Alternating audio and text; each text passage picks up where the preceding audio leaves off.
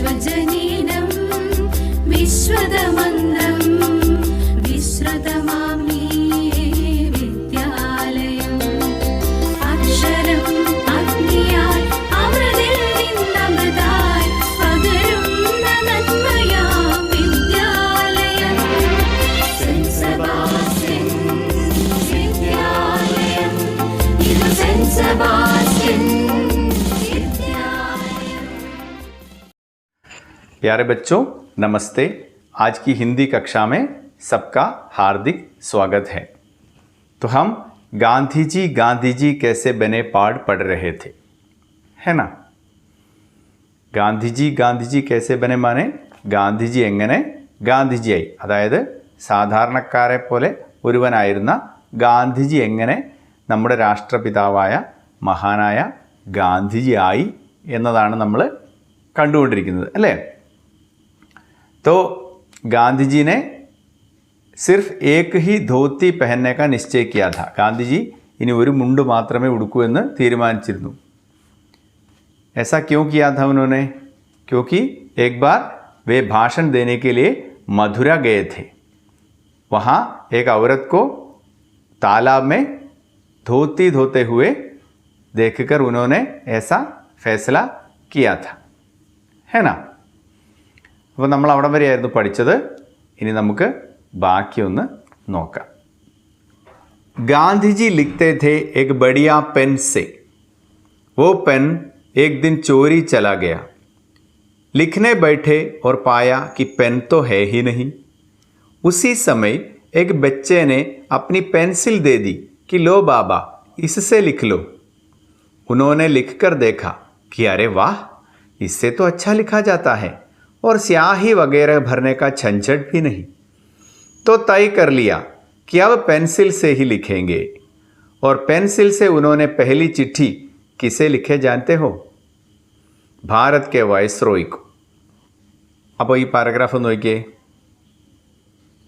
ഗാന്ധിജി ലിഖ്തേ ഥേ എക് ബഡിയ pen say, Gandhiji ഒരു മുന്തിയ പേന വെച്ചിട്ടാണ് എഴുതിക്കൊണ്ടിരുന്നത്। ബഡിയ എന്ന് പറഞ്ഞാൽ ഉഗ്രൻ, മുന്തിയ എന്നൊക്കെ അർത്ഥം।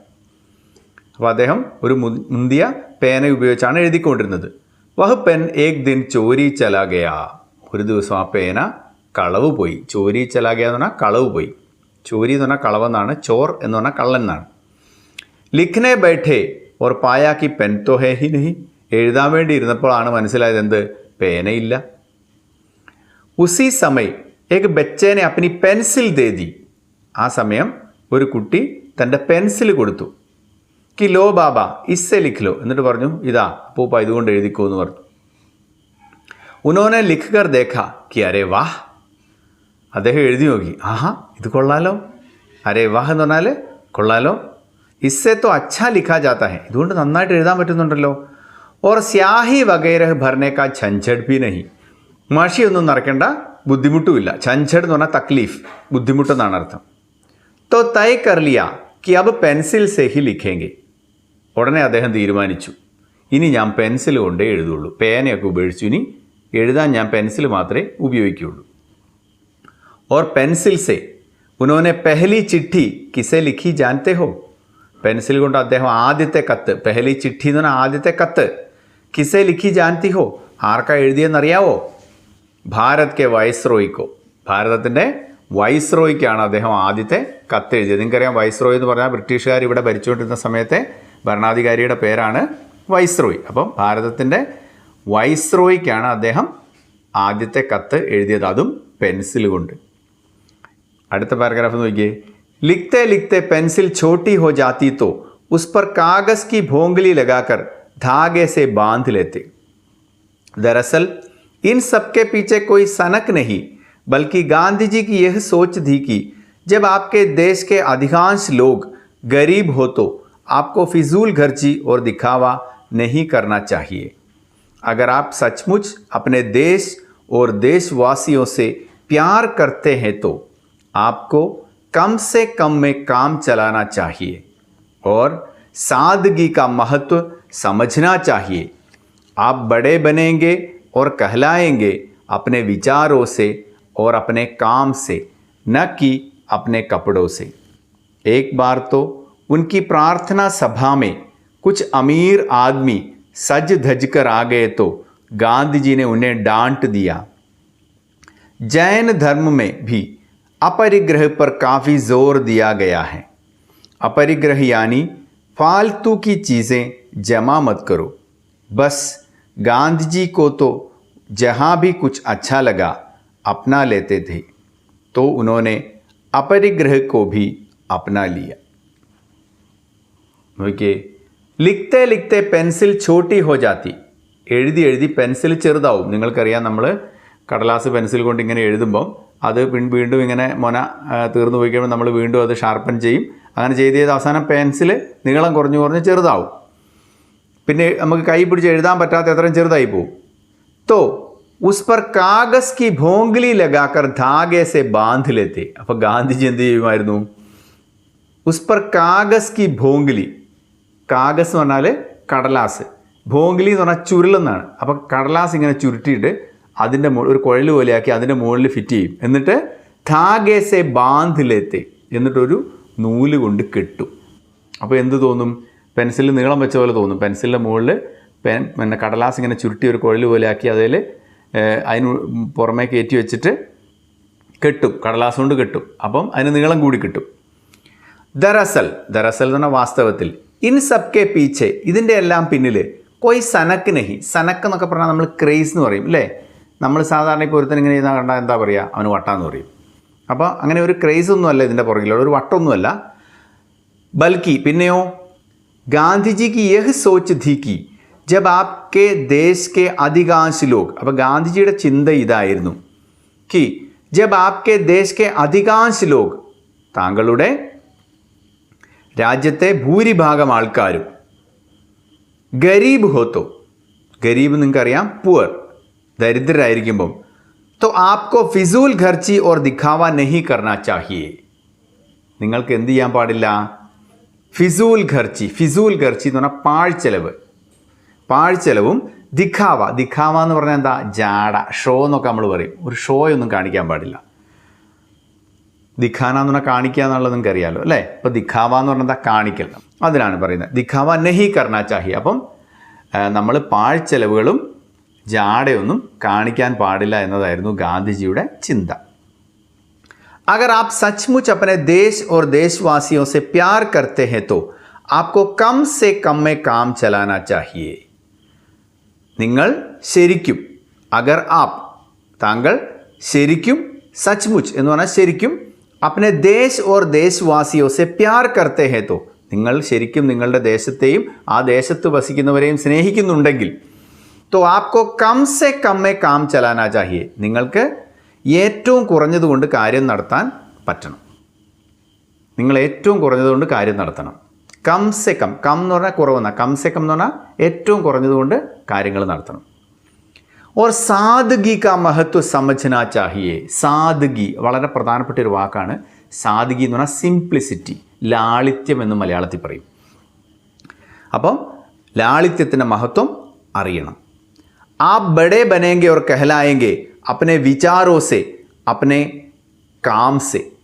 നിങ്ങൾ വലുതാവുന്നതും അതുപോലെ തന്നെ വലുതായി എന്ന് പറയപ്പെടുന്നതും എങ്ങനെയായിരിക്കും?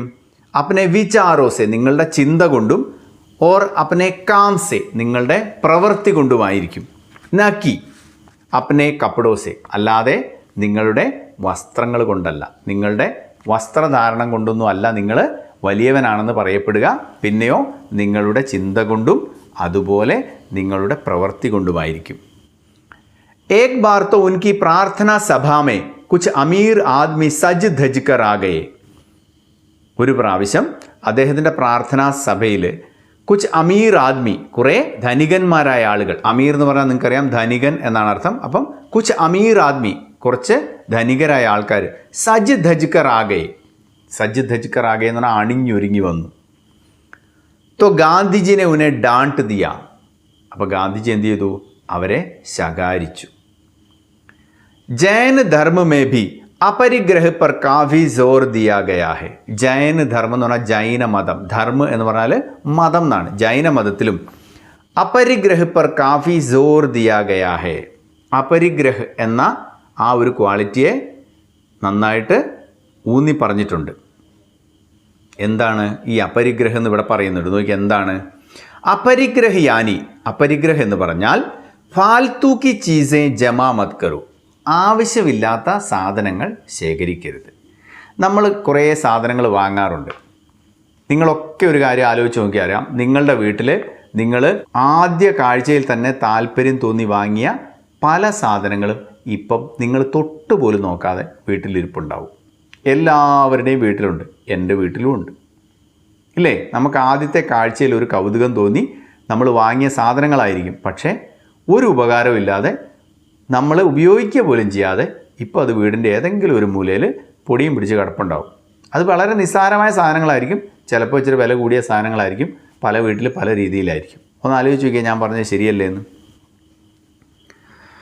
അപ്പോൾ ഗാന്ധിജിയുടെ ഈ അപരിഗ്രഹം എന്ന് പറഞ്ഞാൽ എന്താണെന്ന് ചോദിച്ചാൽ, നമുക്ക് ആവശ്യമില്ലാത്ത സാധനങ്ങൾ, നമുക്ക് വെറുതെ ഒരു കൗതുകം തോന്നുമ്പോൾ അങ്ങനെ സാധനങ്ങൾ വാങ്ങുക എന്നുള്ള ആ പരിപാടി വിട്ടേക്കുക. നമുക്ക് അത്യാവശ്യമുള്ള സാധനങ്ങൾ മാത്രം വാങ്ങുക, അല്ലാത്തത് വാങ്ങാതിരിക്കുക. അതിനാണ് അപരിഗ്രഹം എന്ന് പറയുന്നത്. ബസ് ഗാന്ധിജിക്കോ തോ ജഹാ ഭി കുച്ച് അച്ഛാ ലഗാ അപ്നാ ലേത്തേ ഥേ.